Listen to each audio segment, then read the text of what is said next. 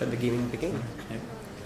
Assalamu alaikum everyone, my name is Ibrahim Veeb and we are actually a diverse group of individuals and we are the Medi Gamers. So we've talked a lot about gaming before, and the problem that we've identified mainly is the fact that text-based learning in and of itself is a low fidelity simulation. It leads to poor student engagement and loss of student motivation over time with text-based learning. And the solution for that, in our opinion, is using gamification as an adjunct method of learning. And we've seen in multiple studies, that we have references over here, that it leads to better long-term retention, improved student motivation, and an overall more enjoyable experience over time. What we want to have an impact in terms of an improvement of critical thinking and analytical abilities, as well as constant user engagement and team building through multiplayer experience. Then we also have these practice scenarios where you can practice in a zero risk yet high reward scenario.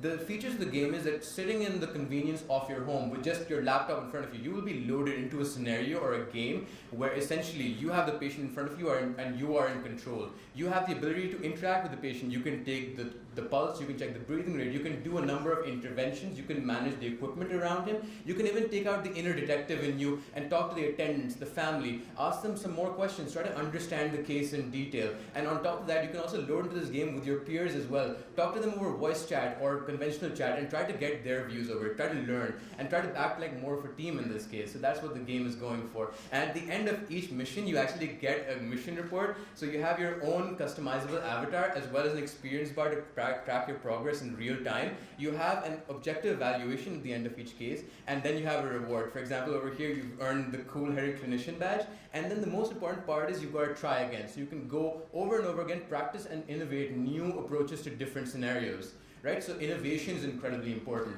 The annual life cycle of the game is that essentially starting off with developing the baseline application itself, the game for the laptop, and then onto VR later on, and then the development of a specific module-based case. For example, if we run a pilot project for PBLs or PSILs in the Aga Khan University, essentially for the pilot project, then we can then get student feedback based on that, and then determining that, we will actually get an annual update at the end. And throughout the year, we have bug fixes and quality of life improvements. The business model is that the investment is only in the first two steps, where we have an initial startup of $5,000 to $10,000.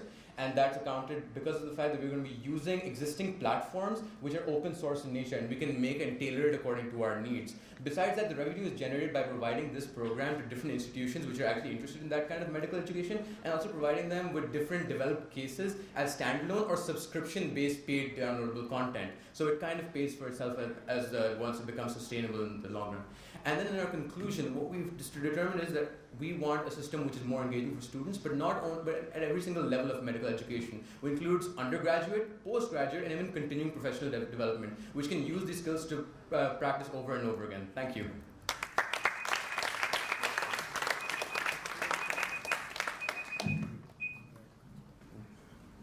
Any questions? So I have a question. Have you thought about how this can be used for students who don't have a smartphone? A. B. Is this something that is incredibly innovative, or these games exist for students right now in the world that they can usually use? So the first and foremost thing is that for developing the pilot, it's just for laptops at first. So the idea is that already, like when you get an email with a case with just pure text, so why don't we just turn it into a video game in terms of that? So they will already have laptops at that point in time. Then the second thing that you mentioned was the fact that there are video games, but they're in pilot phases, and plus in the Western world, that's not really the context that we're actually working in. So we want a specific game which is tailored to our context in our medical education, the features and facilities that we have over here, the cases that we might see that they won't see over there. In our region, we want to make it very contextual. So that's the basic part. The effort for making a whole platform and a teaching algorithm for one particular topic, is the effort worth it, or is the plan that you make a platform and then different algorithms can be just added?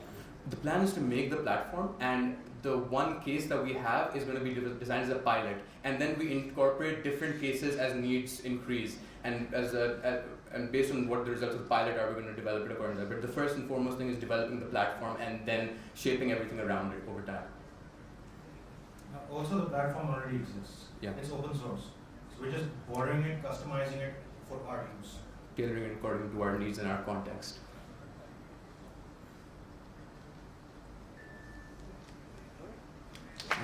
Thank you.